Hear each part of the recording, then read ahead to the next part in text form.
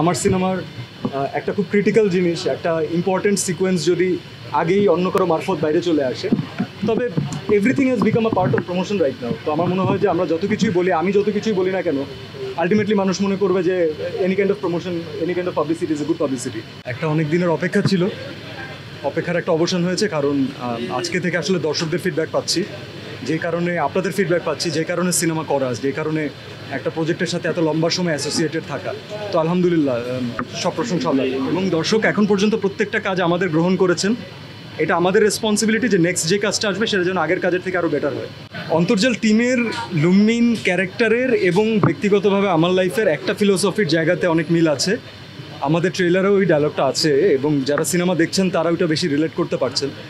যে সুনেরার যে প্রিয়ম ক্যারেক্টারটা, ও একটা কম্পিটিশনে গিয়ে বলে যে we are here to win, আর লুমিন যে ক্যারেক্টার সে বলে যে no, we are here to make a difference, and there is a difference between winning and making a difference. তো আমার মনে হয় এটা মানে বাস্তব জীবনে আমরা সবাই, আমি, লুমিন, অন্তর্জালের টিম, আমরা এতটুকু ফলো করার চেষ্টা করছি। আমরা জানি না যে আমরা কত কিছু ঘটাতে পারবো, কত কী করতে পারবো, তবে আমরা যতদিন ধরে আসলে ছবিটার পিছনে আমরা সবাই লেগে আছি, আমাদের এটাই টার্গেট ছিল যে we want to make a difference. এবং আলহামদুলিল্লাহ the screen is telling positive, মানে giving us positive vibes. So আলহামদুলিল্লাহ। আমি এত সুন্দর আয়োজন আসলে ফিউ ইয়ার্সে ধরে ওরা বেশ কয়েকটা শো অ্যারেঞ্জ করেছে, তবে আজকের আয়োজনটা আমার কাছে মনে হয় যে অনেক বেশি স্পেশাল ছিল। ওদের সাথে বসে আমার ফ্যামিলি সহ, আমার বাবা মা ছিলেন, আমার ওয়াইফ ছিলেন, তো আমরা পুরো শোটা এনজয় করেছি এবং আমি দেখেছি যে আসলে ওরা কোথায় কোথায় এনজয় করে। তো এটা আমার জন্য একটা বড় লার্নিং এক্সপিরিয়েন্স। আমি এখান থেকে শিখে যাচ্ছি, অনেক ইনফরমেশন নিয়ে যাচ্ছি যে আসলে অডিয়েন্স কোথায় কোথায় এনজয় করছে। তো ইনশাল্লাহ যদি আল্লাহ তাআলা ফিউচারে কাজ করার সামর্থ্য দেয়, ট্রাই করবো সেগুলোকে ইউটিলাইজ করার। এটা আমার জন্য পার্সোনালি আমার জন্য বিরক্তির জায়গা ছিল, কারণ সেটা তো আমাদের টিমের পক্ষ থেকে করা হয়নি। তবে আমার কাছে কখনোই এটা পছন্দের কোনো কিছু না যে আমার সিনেমার একটা খুব ক্রিটিক্যাল জিনিস, একটা ইম্পর্টেন্ট সিকোয়েন্স যদি আগেই অন্য কারো মারফত বাইরে চলে আসে, তবে everything has become a part of promotion right now. তো আমার মনে হয় যে আমরা যত কিছুই বলি, আমি যত কিছুই বলি না কেন, আলটিমেটলি মানুষ মনে করবে যে any kind of promotion, any kind of publicity is a good publicity.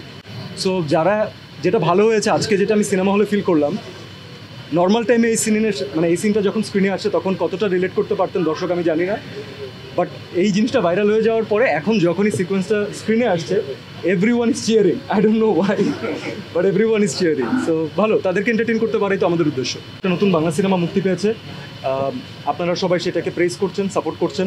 দর্শকরা যারা এতক্ষণ সিনেমা দেখে বের হয়েছেন তারা পজিটিভ বলছেন। সো এই পজিটিভ ভাইবটাকে, এই পজিটিভিটিকে আমাদের আসলে স্প্রেড করা দরকার, কারণ ব্যবসা যদি করতে হয় প্রপারলি এবং ইন্ডাস্ট্রি গ্রো করতে হলে আমাদের নিজের দেশের সিনেমা লাগবে।